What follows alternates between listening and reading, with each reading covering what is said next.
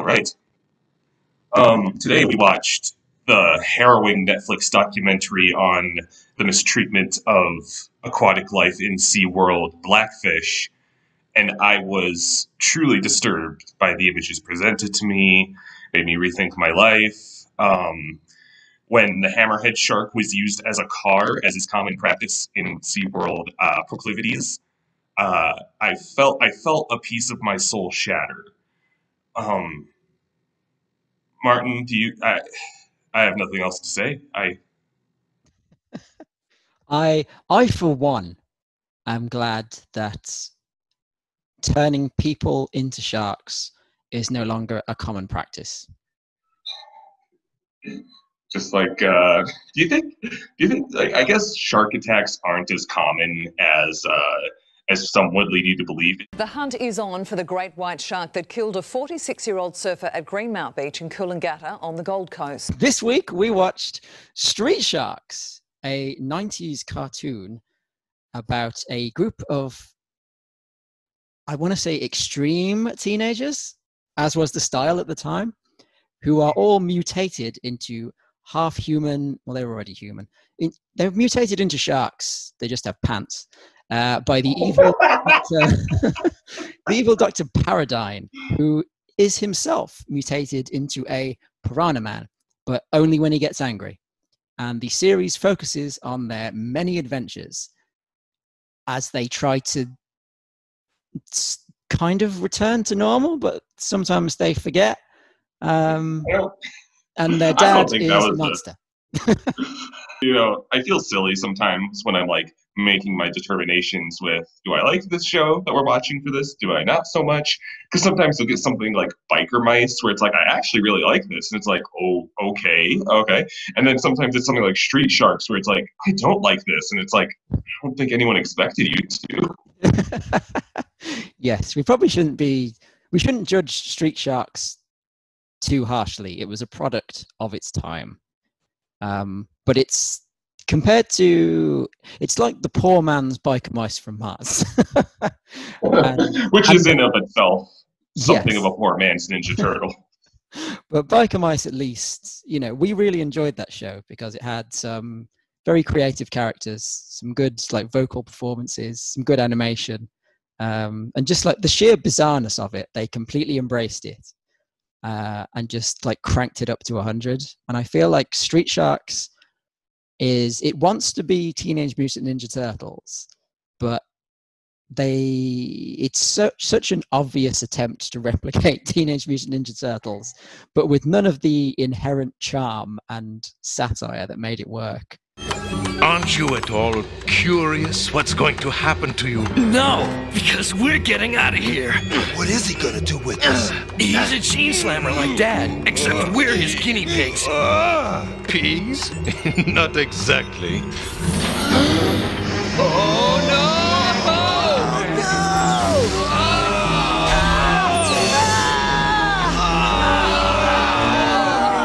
There's a segment on all of these devoted to the food that the characters eat because every 90s character has like an iconic thing.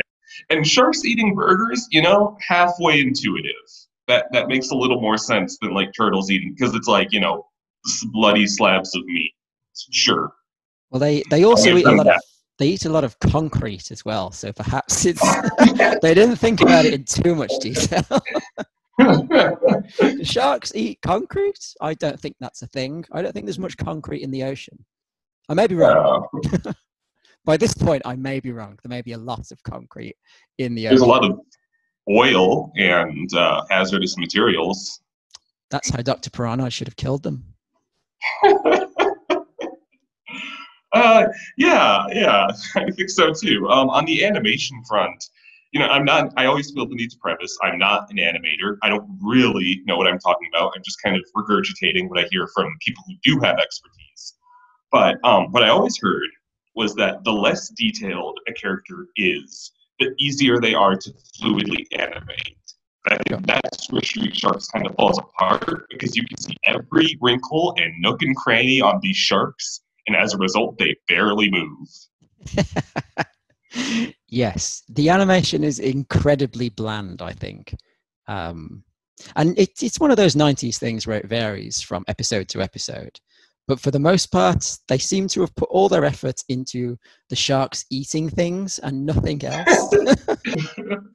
The weirdest thing they were smiling about is when Big Slamoo directly addressed me, the viewer, and told me the date on which I would die with a gleeful grin.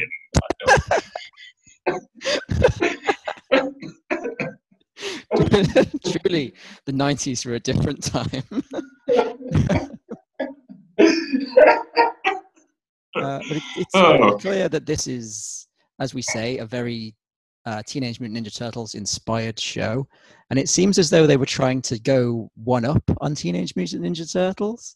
I saw an interview with the designer of the figures, who also wrote, I think, quite a few episodes of the cartoon. And he was just talking about how like they made the figures so that a Teenage Mutant Ninja Turtle would fit in the shark's mouth, as if to assert their dominance over the other product, which was interesting. And I think that's probably quite a good, marketing strategy to say, hey, kids, look, our figures are way more awesome than those turtles. They eat turtles. I'm right there with you. I read that. I thought that aspect was really interesting. I read that same interview. I almost wonder, I remember like when I was a kid, if I had toys, and like if they were just like off to scale or way bigger, like they just don't go with the rest of mine and they don't fit in my tremendous crossover fantasy, so they just don't get to play. And I wonder if that played into failure of Street Sharks. Well, I was exactly the same, so yes, it would have been the same for me. They should have. I feel like they could have like lampooned on the water aspect inherent of sharks, like make them like squeaky toys. I think that would have like justified the size. I don't. Yeah, maybe they should have made them more water based.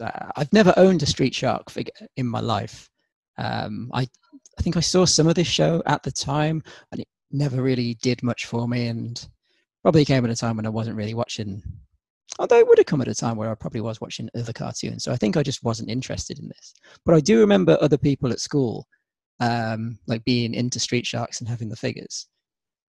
The only Street Sharks merchandise I have ever owned is these small little figures, which are referred to as muscle figures. And they're like tiny little plastic figures. Were they like...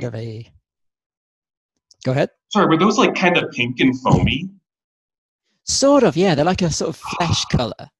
Oh my god. Okay, that's a whole rabbit hole that I don't know if we have time for, but those are based on an 80s anime.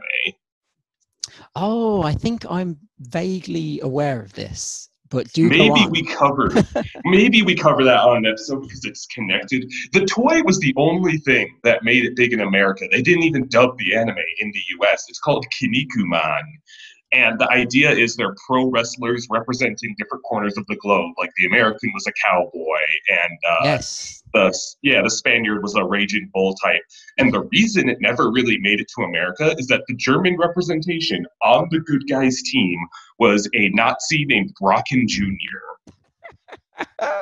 But they liked the toys, so they localized those and the NES video games without localizing the show. And then there was a sequel anime, which they did localize. So growing up, I watched the sequel to Kinnikuman, where and to their credit, it was dubbed by 4Kids, and to their credit, they did a good job contextualizing all that, like filling in the blanks, but having no idea that it was a sequel to a whole thing that I didn't get to watch because the creator, just loved to draw this Nazi dude.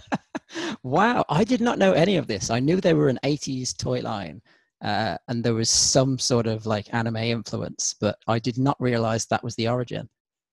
Maybe I would actually like to do that series because I'd love to see if you recognize, if you're like, oh, I had that foam muscle guy and it turned out the whole time he's an anime villain who dies gruesomely in the wrestling. I remember having a couple, but they've had a bit of a resurgence in recent years. Really? Yeah, a company called Super 7 who does a lot of the retro He-Man Thundercats stuff. They have started making new versions of those, but based on He-Man characters and the like. And they brought out a small pack of Street Sharks figures with like I think it's like the 4 main sharks, Dr. Paranoid, and one of his henchmen. And I ordered them. It was like earlier this year, and I have never faced a more humbling moment than when I had to call up eBay customer service to report that my Street Sharks parcel had not been delivered as part of their international delivery program. And the woman on the other end of the phone went, "Oh, sir, can I just read you out the product?" And I was like, "Yes, of course." And she went, "So it's," and the person who was selling them on eBay had just typed all the characters' names into the product. So I had this woman just read me the names of all the Street Sharks down the phone and just go, "Big Slamoo, Dr. Paranoid." And she was like, "Is that the one, sir?" And I just went, "Yes." Maybe there will be a massive Street Sharks resurgence. I've noticed a lot of people seem to remember Street Sharks. I think those designs are hard to forget, for better or worse. I find it to be a disgusting series. And I mean that in the sense that there's a lot of people mutating into monsters all the time. And it's very, like, the body horror levels are... Dr. Paranoid's henchmen, the 2 guys, are hideous. Yes. And even the Street Sharks are like themselves. Like comparably, the villains still work as villains because they are indeed scarier than the Street Sharks, which is saying something because the Street Sharks are terrifying. Yeah. If I saw a street shark on the street, I would not go near it. Even though in the first episode, a little boy is like, "Whoa, cool, real sharks." And I mean, that little boy has a lot more moxie than I do because I would run for the hills, pissing myself. Yes, terrifying. And I don't know what their father mutates into in the first episode, but apparently it was so gruesome we weren't allowed to see it. I kind of like to imagine it's like that episode of The Simpsons where Homer's like, "Our children will be freaks with peachy skin and 5 fingers on each hand." He's just like a normal guy.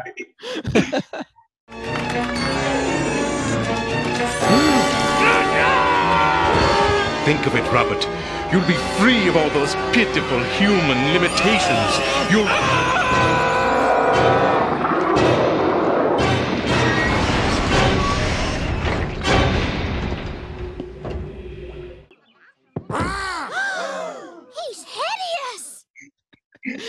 He didn't change at all. He just his glasses fell off. Something like that. Oh my god!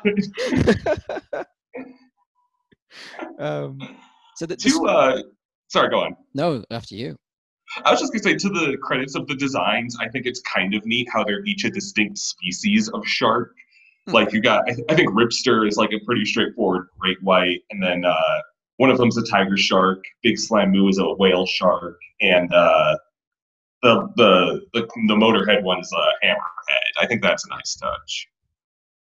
Yeah, they seem to accept it very quickly, don't they? And one of them's like, "Oh yeah, this isn't so bad." And I'm like, have you people looked in a fucking mirror? Yes, because this has literally just happened, and you all seem surprisingly unvexed by your monstrous transformations. That lousy gene-slamming paradigm's gonna pay for this. Lighten up, guys. Maybe it's not all bad. What is wrong with all you people? Have you all gone mad? And they do, yeah, they do have that like personality dynamic of, as opposed to the strong one, the leader, the smart one, the goofy one, it's kind of the cool one, the cool one, the cool one, and the cool one. Yes. You've got a leader, and that's it. That's the only defining characteristic among them. And I guess the hammerhead's kind of lazy sometimes. Yeah. Yes, laziness and that one is probably in charge are the only characteristics that they have. They're just... Which street shark would survive Willy Wonka's chocolate factory? I think the Oompa Loompas would have nothing to sing about because they're all just sharks. Yeah, you can't make a song out of Umpa Lumpa Doopity Shark.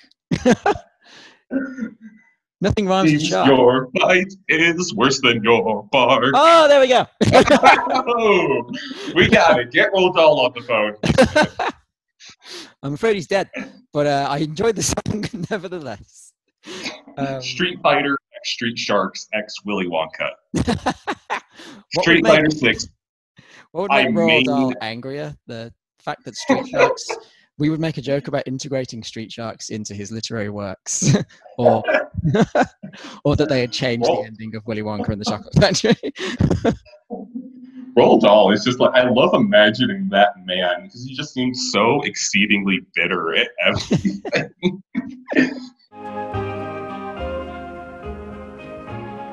If a bucket of paint falls on a man's head, that's funny.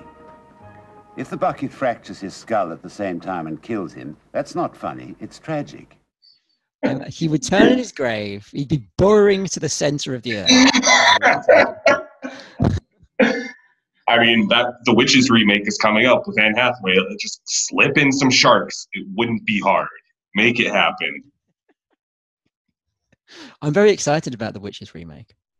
I think Anne Hathaway is a perfect choice, I feel like. Oh, yeah. Sounds We'll, great. we'll do a Witches cast when it comes out. That would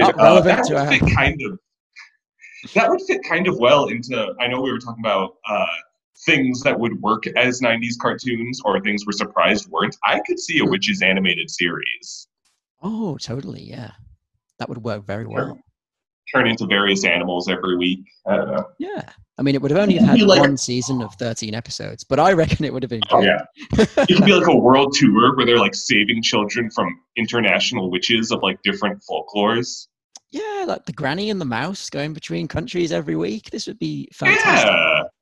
We can get a concept. If Roald Dahl didn't despise TV so much, I think we could make it happen. If they can put a shark in pants, then we can have a cartoon about a mouse and his grandma hunting witches. What's that movie that's like, if a dolphin and a dog can love each other, then... Do you know what I'm talking about? No. Is it a movie or a joke about a movie? Like, it's like this old kids rom-com about like, oh man, it's something to the effect of like this couple, it's like this almost blended family, and one of them like is a dog lover and the other's a marine biologist. Now it sounds like I'm making this up, but it's like kind of like how they start dating, and their dog and dolphin respectively form this like charming friendship. And eventually they start to like, the couple starts to fight and they might break up and it might split apart the dog and dolphin. And like this kid who's territory to the plot is just like, if a dolphin and a dog can love each other, then why can't our parents? Zeus and Roxanne is what it's called. I see. I wasn't crazy. It's a good title for a film. Yeah. If It sounds really epic. Roxanne were the names of the street sharks, then perhaps I would remember them. Oh. How have we only been talking about street sharks for 20 minutes and we just have so little? The show is just kind of unremarkable. Yes, there's not a huge amount to say about street sharks. I liked the part where Dr. Paranoid was just like screaming. It's on edge. Is that when he crashes his truck? Yeah. For no reason, he just plows off the road out of control.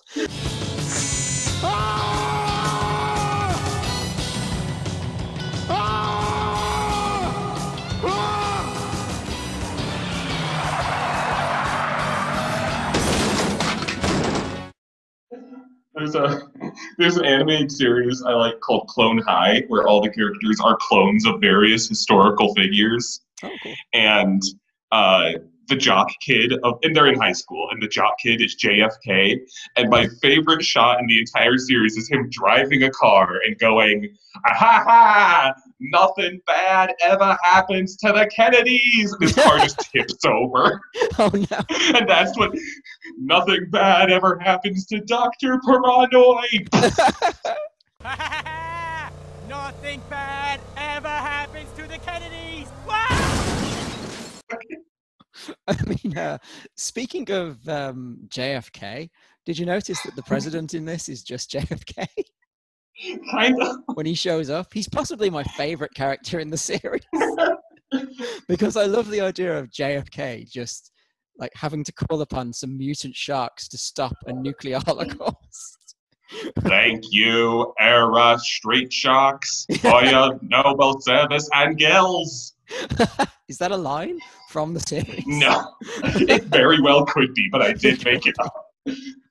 You'll never get away with this, Dr. Paranoid. Your plans are chum. You hear me? What did you think of the catchphrases in this show? Are you going to start saying Jawsome to your friends? I wonder how many social functions were ruined because someone brought their kid and said kid was just watching Street Sharks and just like started to like inspired by their favorite characters yell shark attack and everyone freaked out. Where? This insanity has to stop, Dr. President Paradigm. Has a nice ring to it, doesn't it? Though His Royal Majesty King Paradigm sounds good too. A more fitting name for the sole ruler of the entire planet. You have some calls to make to all those world leaders to warn them about the biological threat endangering them all. So it is Iguanazoid. We have to stop him before President Horn makes those calls. Who was your favorite character from Street Sharks? I think I just like the name Big Slambu enough. I think it just tickles me that I ended up liking him. I think the character I'll remember most is the dinosaurs because you kind of you threw me into the last episode and I didn't get any context for the dinosaurs, one of which has a hilariously human voice. And they're all like, the sharks are like, we gotta save everyone. This dinosaur's like, indeed, gentlemen. Yeah. Well, security looks good. It certainly does. But I won't feel secure until all that dangerous biological material is incinerated. I know what you mean. What I will say is there does seem to be like plot progression, however small it is, when they introduce the dinosaurs and Dr. Paranoid mutates into a lizard. So there's some sense of continuity over the 3 seasons. Enough so that watching the 3 episodes you recommended widespread baffled me to no end because Dr. So yes, that is a point in its favor. Yes. Well, they introduced the extreme dinosaurs, I believe, the start of the 3rd season. And do they have their own show? Is that what I picked up on? There is a spin-off to this, yes, called Extreme Dinosaurs. But Extreme Dinosaurs, the show, ignores the events of Street Sharks, and it's essentially a reboot because they've got a completely different origin. I wanted to also comment on, I think maybe the funniest moment of the show for me was in the very first episode, shortly after Dr. Bolton is betrayed by, at the time, Dr. Paradigm? Is that his name? His real name? Paradigm, yes.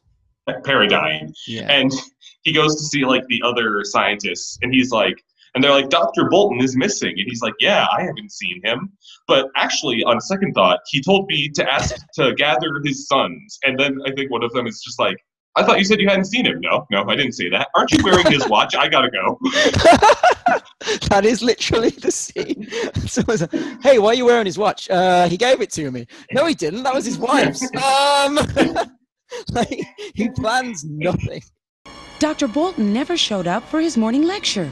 Really? But he's never late. Never. I think we should call his sons. His sons? That's a good idea, Lena. A very good idea. Tell them their father wants them to meet him at the old nuclear power plant on I-18 in 15 minutes. He does? Then you spoke with him? Just make the call, Lena, and cancel all my appointments for the day. I have to go. That's Dr. Bolton's watch. Well, that wraps up this hellscape of a series. I think that's the last big Ninja Turtles knockoff, right? think so. We did biker mice in the street. There's like other ones with animals, but I feel like those are the two ones that were like really capitalizing. Yeah, I mean that, and we've got extreme dinosaurs, which we'll cover at some point, sadly. But those are the two big ones. Those are the ones that lasted for like more than one season of a show and carried on and had some success. For somehow. Yeah, but not a huge amount. I mean, if you think like Teenage Mutant Ninja Turtles ran for 10 years, and then these are like blips on the radar. Yeah, Street Sharks ran for 3 years, which I was surprised by. Like 3 seasons out of this is quite impressive. So I guess they must have enjoyed some limited success. Oh yeah, as long as the toys were selling, as long as turtles needed to be cannibalized by other toys, they'd be there. I mean, I do think the toys are pretty well designed. I think they're quite striking. I think if you were a kid and you saw those on the shelf, you'd probably be drawn to them. I think that's true. I think they should absolutely all be villains. Well, they all look like that. Yeah, maybe that's the appeal. The kids, they love the monsters. What can we put in our new show? We need something like the Turtles and something like the Biker Mice. What do kids like? What about sharks? We'll put a shark in pants. They'll love it. We'll get 3 seasons. What's as cold-blooded? What's as cold-blooded as turtles, but potentially dangerous as mice, but not for a viable reason? Spiders. Subculture spiders. What's a subculture? Beatnik spiders from Seattle. Oh dear God! I love it. You have my full support.